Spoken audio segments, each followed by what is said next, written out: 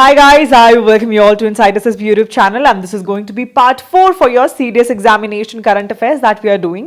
और before moving forward, I wish to ask कि आप सबकी होली कैसी रही. I hope सबने बहुत enjoy किया होगा और फौज का बेस्ट पार्ट ये है कि वो यही सिखाती है दिवाली हो, होली हो, ईद हो, क्रिसमस हो, ठीक है, चाहे कुछ भी हो, सब लोग मिलके ये त्योहारों को एंजॉय करने का एक टाइम होता है, right.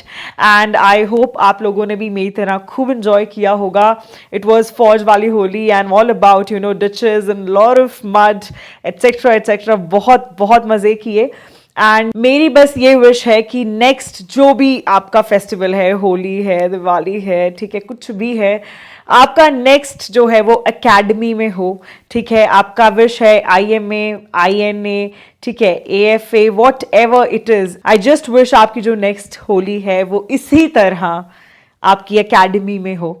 So all the best for this. और इसी जोश के साथ हम स्टार्ट करते हैं अपनी करंट अफेयर्स. पहला जो क्वेश्चन है दैट इज कसावू, महेश्वरी और गिच्चा. ये क्या है एग्जैक्टली, ठीक है, ये क्या है? ग्राउंडनट है, साड़ी है, राइस है, कारपेट है, क्या है? तो अभी रिसेंटली क्या हुआ था, विरासत नाम का एक 75 hand Vivian saris of India, they were being celebrated. विरासत क्या है? Celebrating 75 hand Vivian saris of India, ठीक है. और ये सेलिब्रेट कहाँ किया गया था? ये जनपथ में सेलिब्रेट किया गया था. कहाँ पर है? न्यू दिल्ली में है, ठीक है. और ये किसने ऑर्गेनाइज किया था? मिनिस्ट्री ऑफ टेक्सटाइल्स ने ऑर्गेनाइज किया था, ठीक है. तो वहां पर of course this is about 75 hand Vivian saris. तो ये शोकेस की गई थी. तो आंसर क्या है? ये है अपनी साड़ीज हैं, ठीक है. उसके बाद मूव करते हैं. नेक्स्ट क्वेश्चन है कि अभी रिसेंटली जो इंटीग्रेटेड फूड सिक्योरिटी स्कीम है, इसका जो है नया नाम क्या है? ये क्वेश्चन पूछा गया आपसे. सो आप लोगों ने अभी ना काफ़ी बार सुना होगा, मतलब न्यूज़ में. So this keeps coming. It's प्रधानमंत्री गरीब कल्याण अन्न योजना, ठीक है. यूनियन कैबिनेट जो है उसने अप्रूव किया है कि ये जो फूड सिक्योरिटी स्कीम है, इसके अकॉर्डिंग क्या प्रोवाइड किया जाएगा? फ्री फूड ग्रेन्स, ठीक है. फ्री फूड ग्रेन्स प्रोवाइड की जाएंगी. किस किस को? एक तो AAY स्टैंड्स फॉर अंत्योदय अन्न योजना, ठीक है. और दूसरा है PHH stands for primary house hold beneficiaries. तो ये ना ध्यान रखना, दोनों चीज भूलना नहीं है, ओके. और इसका जो मेन काम है इस स्कीम का, बस एक चीज याद रखनी है, फूड ग्रेन से रिलेटेड है. किससे एसोसिएटेड है? फ्री फूड ग्रेन प्रोवाइड करना, ठीक है. और कैसे? 5 kg पर पर्सन, ठीक है, पर मंथ ये प्रोवाइड की जाएंगी. और ये ना अपनी स्कीम जो है मेजरली स्टार्ट हुई थी जब कोविड हिट हुआ था, लोग बागों पास पैसे नहीं थे, उस टाइम पे स्टार्ट हुई थी ये. और ये अभी तक 6 फेजेस में ऑलरेडी आ चुकी है, ठीक है, मतलब बार बार रिन्यू होती रहती है. और ऑलमोस्ट गवर्नमेंट ने 3.45 लाख करोड़ जो हैं इस पर्टिकुलर स्कीम पे क्या कर दिए हैं? स्पेंड कर दिए हैं. नेक्स्ट क्वेश्चन है कि इंडिया का जो first 3x platform wind turbine generator हैं, ये कहाँ इंस्टॉल किए गए हैं? और ये जो फर्स्ट वाले क्वेश्चन स्पेसिफिकली रिन्यूएबल एनर्जी पे बेस्ड जो हैं वो बहुत ज़्यादा इंपॉर्टेंट है. सो ये रिसेंटली कर्नाटका में गडाग एक जगह है, वहाँ पर इंस्टॉल किए गए हैं.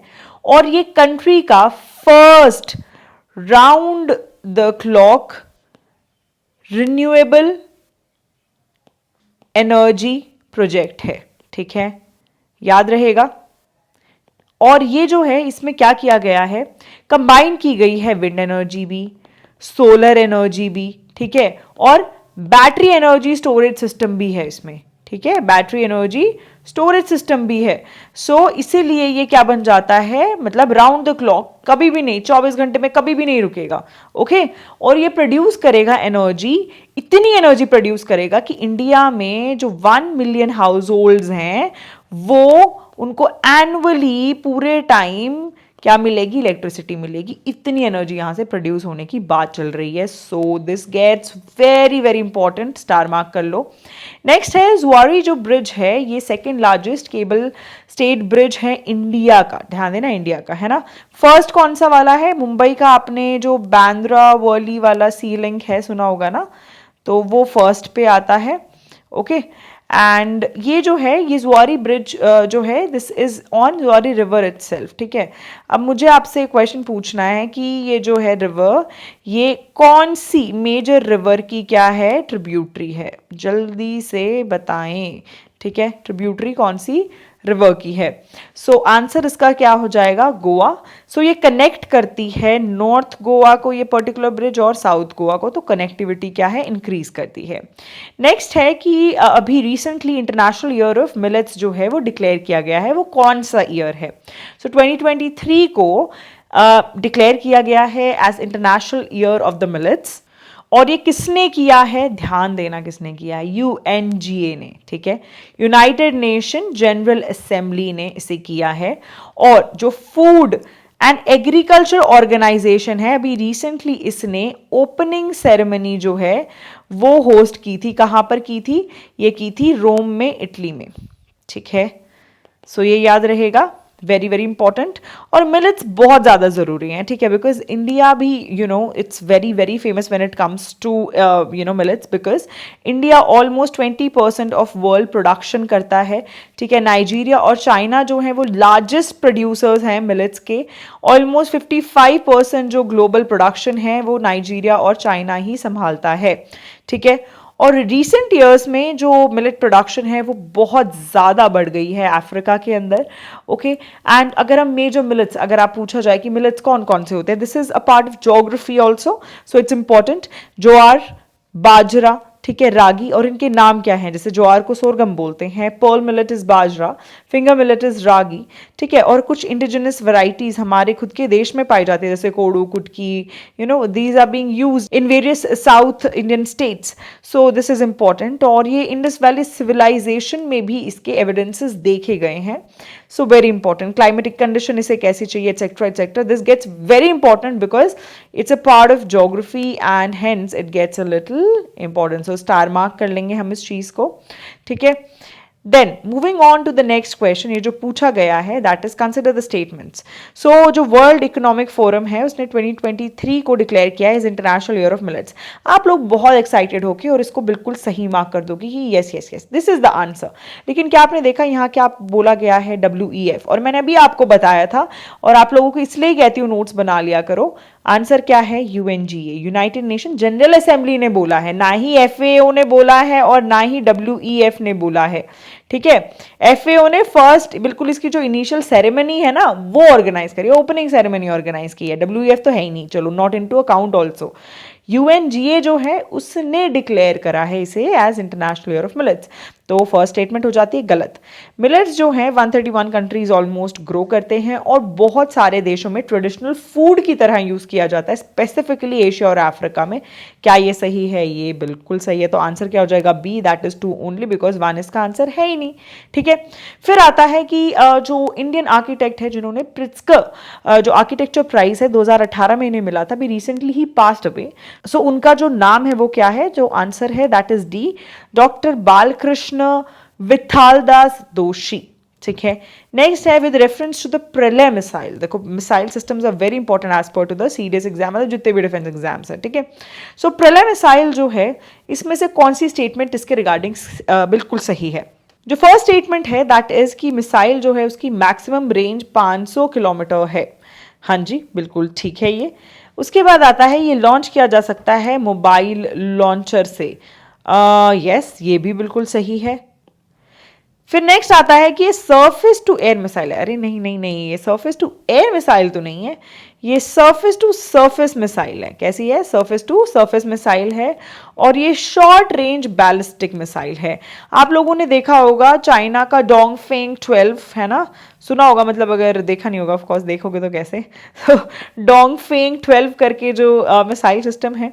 उसके बाद आपने रशिया का भी सुना होगा इस्कैंडर मिसाइल सिस्टम, जो अभी रिसेंटली आपने देखा होगा ना, ये जो वॉर चल रहा है बिटवीन यूक्रेन एंड चाइना, सो उसमें जो यूज़ हो रहा है स्कैंडर मिसाइल, सो उनके कंपैरिजन, उनके टाइप की ये एक मिसाइल सिस्टम है। और इसके साथ साथ इसकी जो वेट है वॉर हेड का दैट इज ऑलमोस्ट 350 kg से 700 kg, that's like too much, okay.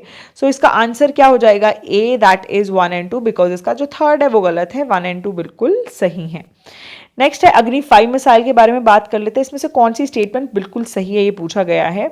So first है कि ये सरफेस टू सरफेस मिसाइल है, बिल्कुल सही। ये जो है लिक्विड प्रोपेलेंट से ही फ्यूल की जाती है, नहीं नहीं नहीं, ये गलत है। ये actually rocket powered missile system है। कैसा है? रॉकेट पावर्ड मिसाइल सिस्टम है ये।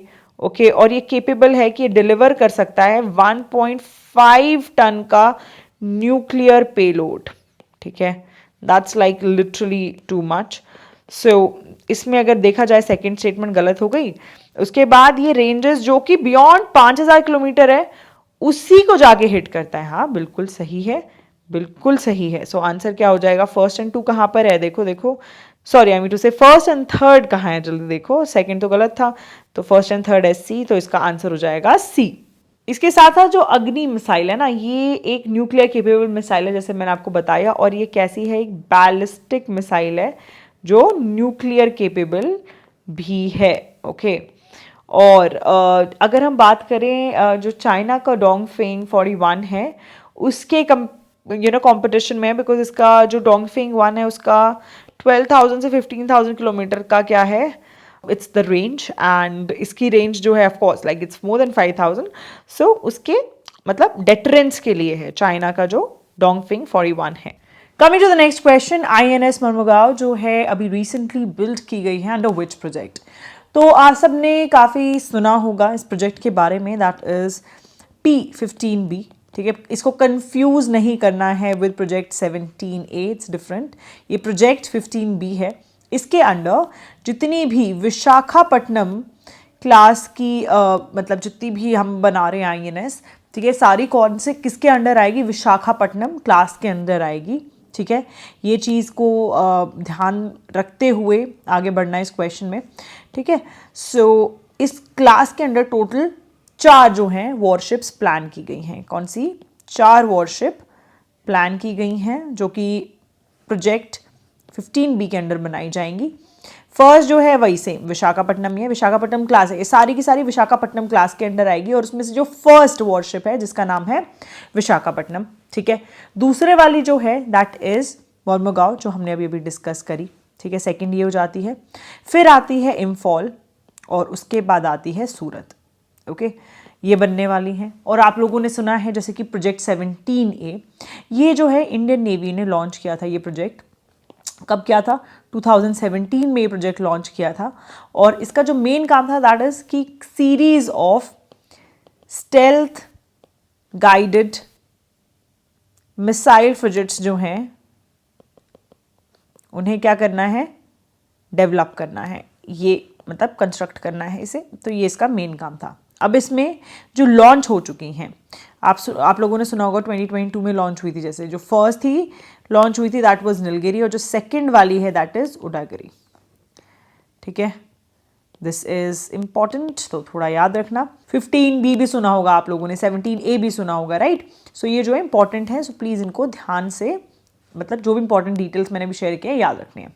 अगला आता है Amrit Bharat station scheme, very very important again. So the question says that कि जो फैसिलिटीज है that are being planned under Amrit Bharat station scheme, what exactly it is. इसमें आता है फर्स्ट रूफ प्लाजा, सेकेंड आता है free wifi and 5G connectivity, third आता है हाई लेवल प्लेटफॉर्म्स। ठीक है, अंडरस्टैंडेबल। नेक्स्ट आता है free of cost station tickets. India में पॉसिबल है ये चीज़? इतनी पॉपुलेशन के बाद do you feel this is going to happen? ये किस लिए किया गया था? ये this particular thing was done for a sake so that the population that is available on the platform that does not exceed too much, because in India people are like बहुत ज़्यादा populated है country. So of course इसको तो नहीं हटाएंगे, मतलब ये तो दिमाग वाली ही बात हो जाती है, तो बिल्कुल नहीं हटाने वाले। तो आंसर क्या हो जाएगा इसका? फर्स्ट सेकंड थर्ड, ये तो बिल्कुल सही लग रहे हैं। तो आंसर हो जाएगा B, that is first second and third. इसके अलावा और क्या क्या चीज़ें उन्होंने प्लान की है? रूफ प्लाजाज हैं, वाईफाई है, हाई लेवल प्लेटफॉर्म्स की अगर हम बात करें तो 760 से 840 मिलीमीटर का जो है डेवलप किया जाएगा। अलॉन्ग विद दैट जो मतलब ये इसकी हाइट रहेगी, एंड जो लेंथ की प्लानिंग है that is approximately 600 meters. Okay, उसके बाद जो स्पेशल एमिनिटीज़ हैं, जितने भी डिसेबल्ड हैं उनके लिए स्पेशल एमिनिटीज़ जो हैं वो क्या की जाएंगी, प्रोवाइड की जाएंगी। आप सबने जो चीज़ें मेजरली ना ये मेट्रो में देखी होंगी है ना, सो वो उसी टाइप में थोड़ा सा प्लानिंग चल रही है। नेक्स्ट आता है AIM, that is Atal innovation mission. Okay, ये जो क्वेश्चन है ये पूछना चाह रहा है कि इसमें से कौन सी स्टेटमेंट सही है रिगार्डिंग एम। तो एम की अगर हम बात करें, ये लॉन्च किसने किया था, नीति आयोग ने इसको लॉन्च किया था। ओके, और इसका जो मेन काम है कि प्रमोट करना है ऐसा कुछ इकोसिस्टम जिसमें बात हो इनोवेशन की, ठीक है, और उसके साथ साथ एंटरप्रेन्योरशिप की, ठीक है, पूरे के पूरे कंट्री में। चाहे आप बात करें स्कूल लेवल पे, मतलब इंटरवेंशंस लाने पड़े, चाहे स्कूल लेवल पे, यूनी लेवल पे, मतलब यूनिवर्सिटी लेवल पे, रिसर्च इंस्टीट्यूशन में, ठीक है, फिर एमएसएमईज में, इंडस्ट्री लेवल पे, है ना, ये सब जगह पर दे वांट कि कहीं ना कहीं इंटरवेंशंस हो और ये जो है डेवलप हो, ठीक है। और ये एक प्लेटफॉर्म है, कोलैबोरेशन है अपॉर्चुनिटीज़ की, डिफरेंट स्टेक होल्डर्स की, ताकि इस प्लेटफॉर्म को यूज़ करें और कोलैबोरेट करें, ठीक है। सो जो फर्स्ट स्टेटमेंट है वो कहते हैं ये सेटअप किया गया है under the ministry of skill development and entrepreneurship. क्या ये सही है? बिल्कुल नहीं। अभी हमने डिस्कस किया नीति आयोग, तो गलत। सेकंड वाली स्टेटमेंट बिल्कुल सही है, तो इस हिसाब से आंसर क्या हो जाएगा, बी। नेक्स्ट आता है कि इसमें से कौन से एरियाज जो हैं वो कवर किए गए हैं अंडर नई रोशनी स्कीम। सो जो ये नई रोशनी स्कीम है ये एग्जैक्टली है क्या चीज़? जो नई रोशनी स्कीम है इसमें ऑलमोस्ट 4.35 लाख बेनिफिशरीज हैं, ओके, और इसके अंडर ये ट्रेन किए जा रहे हैं अंडर दिस पर्टिकुलर स्कीम। और इसका जो मेन काम है दैट इज़ कि वो एम्पावर कर सकें और एनहांस कर सकें क्या चीज़, कॉन्फिडेंस। किन में? माइनॉरिटी विमेन जितनी भी हैं, है ना, पहली बात तो लेडी हैं, ऊपर से माइनॉरिटीज़ में आती हैं। सो माइनॉरिटी विमेन जितनी भी हैं उनमें ये कॉन्फिडेंस आ सके, उनको नॉलेज दी जा सके, उन्हें techniques of leadership and development, ये सब मॉड्यूल्स जो हैं इस पर्टिकुलर ट्रेनिंग मॉड्यूल के अंदर कवर किए जाएंगे। ओके, अब बात करेंगे इसमें और क्या क्या चीज़ें हैं। जैसे कि लीगल राइट्स की बात की जाएगी, बिल्कुल सही है। फाइनेंशियल लिटरेसी की बात की जाएगी, ये भी बिल्कुल सही है। इसके साथ साथ हेल्थ एंड हाइजीन की बात भी की जाएगी, ठीक है, हेल्थ एंड हाइजीन की जाएगी। उसके बाद financial literacy already discuss. Then आता है डिजिटल लिटरेसी, बिल्कुल सही। फिर आता है Swachh Bharat, yes. Then life skills, ठीक है, and advocacy for social and behavioural changes, ठीक है, मतलब पर्सनालिटी डेवलपमेंट एक तरीके से कि कैसे सोसाइटी में बैठो, कैसे उठो, ये सारी चीज़ें।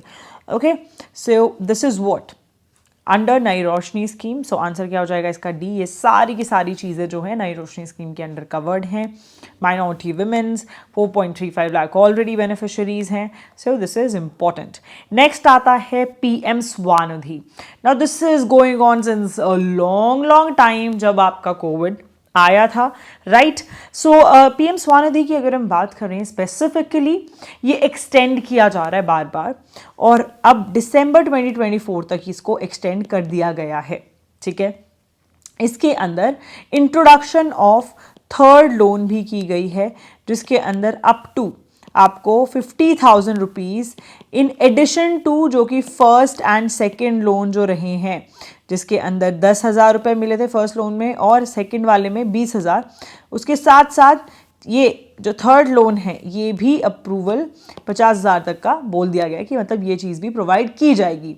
और ये जो पीएम स्वानिधि से समृद्धि जो कंपोनेंट है, ये सारे बेनिफिशरीज जितने भी हैं प्राइम मिनिस्टर स्वानिधि स्कीम के अंडर सबको ये दिया जाएगा, ठीक है। सो the question that is being asked here is कि इनमें से कौन सी स्टेटमेंट सही है या फिर गलत है। ओके, सो जो इसका आंसर है दैट इज आंसर सी। ये दोनों की दोनों बिल्कुल सही हैं। ये सेंट्रल सेक्टर स्कीम है जो स्ट्रीट वेंडर्स के लिए है, ताकि उन्हें क्या दिया जा सके, अफोर्डेबल वर्किंग कैपिटल लोन। बिल्कुल सही है, लोन की ही बात चल रही है, ठीक है। और अभी जो दिसंबर 2024 तक किया गया इसमें थर्ड लोन भी ऐड कर दिया गया, पहले सिर्फ ये थे, ओके। उसके बाद बोला जा रहा है कि जो गवर्नमेंट ऑफ इंडिया है उसने एक्सटेंड किया है 2024 तक, ये भी हमने डिस्कस किया, बिल्कुल सही है। तो आंसर क्या हो जाएगा, सी, ठीक है। नेक्स्ट जो क्वेश्चन है that is cervical cancer vaccine, जिसका नाम सर्वेवैक है। ये अभी रिसेंटली जॉइंटली डेवलप की गई है बाय इंडियन गवर्नमेंट किसके साथ, कौन से इंस्टीट्यूशन के साथ मिलकर ये बनाई गई है?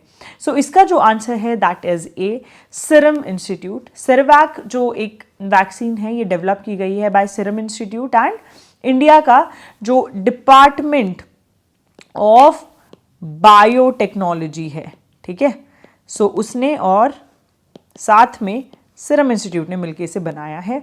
ओके, एंड जो ये बनाई जा रही है इंडिया की first indigenously developed cervical cancer की क्या है, ये वैक्सीन है। सो फर्स्ट इंडिजिनस मतलब अपने खुद के देश में जो कि बनाई गई है, ठीक है। So first indigenously made, this is the vaccine. Okay, और ये जो वैक्सीन है ये कब से इंक्लूड किया जाएगा? मिड 2023 से ये नेशनल इम्यूनाइजेशन प्रोग्राम जो है उसके अंडर इसको डाल दिया जाएगा। सो इम्पॉर्टेंट, ठीक है। नेक्स्ट है, what is the name of first Indian space mission to observe the sun? ठीक है, ये पूछा जा रहा है। सो आपको बता देती हूँ इसका आंसर जो है दैट इज आदित्य L1। ये जो है ISRO, Indian Space Research Organisation जो है वो लॉन्च करने वाली है अराउंड जून या फिर जुलाई 2023 के अराउंड इसको लॉन्च करेंगे, और ये इंडिया का फर्स्ट है जिसके अंडर हम ऑब्जर्व करने वाले हैं सन को, एंड स्पेसिफिकली सोलर कोरोना, ठीक है, उसको हम क्या करने वाले हैं, ऑब्जर्व करने वाले हैं। So that is why it gets important.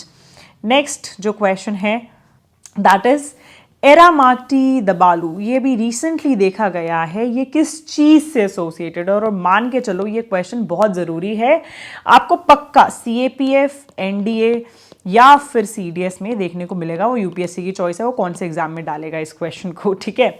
सो इसकी अगर हम बात करते हैं तो रिसेंटली क्या हुआ है कि जो साइंटिस्ट हैं जो कि आंध्र प्रदेश में काम कर रहे हैं, उन्होंने जो ग्लेशियल पीरियड की कोस्टल रेड ड्यून्स जो हैं वो विशाखापट्टनम में ऑब्जर्व करी हैं।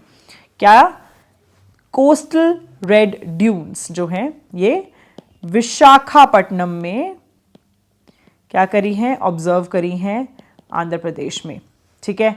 और ये जो है क्या है, ग्लेशियल पीरियड से हैं, याद रखना, ग्लेशियल पीरियड से ये हैं। ओके, और ये जो सिटी है इसमें बहुत सारी ऐसी जियोलॉजिकल साइट्स हैं, one of them is this particular Erramatti Dibbalu. So it's very very important, तो इसको आप स्टार मार्क कर लो। Coming to the next and the last, that is which of the following best describes INS वजीर? और अगर INS वजीर की हम बात करते हैं, what exactly it is? ये जो है अपने आप में एक बहुत ही अच्छी सबमरीन है, और इनकी जो डिज़ाइन है ना, इट्स एक्चुअली कालवेरी क्लास, वैसे तो है ना कालवेरी क्लास, बट इसके जो डिज़ाइन है वो कुछ हद तक स्कॉर्पियन क्लास जो सबमरीन्स हैं उनके अकॉर्डिंग, उन जैसा सा ही कुछ है, ठीक है, उनको देख के ही मतलब डिज़ाइन किया गया है, and it is under actually Kalvari class. Okay, and if I talk about INS वजीर, ये जो है वेस्टर्न नेवल कमांड जो है उसका पार्ट, उसके सबमरीन फ्लीट का पार्ट है। ओके, एंड इसका जो बेस्ट अगर बात करें कि कौन सा इसको बेस्ट डिस्क्राइब करता है, दैट इज ये एक diesel electric based Kalvari class submarine है, ठीक है। और ये इंडियन नेवी में कमीशन की गई 5th diesel electric Kaveri class submarine है, ठीक है। दिस इज इट, और इसके साथ जो आपका पार्ट 4 है वो खत्म होता है। Part 5 will be uploaded day after tomorrow, so please make sure उसे अच्छे से कवर करें। दैट इज 11th मार्च, आपकी नेक्स्ट जो वीडियो है वो आ जाएगी। सो पार्ट 5 हम उस दिन कवर करेंगे। Till then please make sure part 4 तक अच्छे से सब कुछ रिवाइज कर लेना, and I will see you in the next class. Keep working smart and give your best.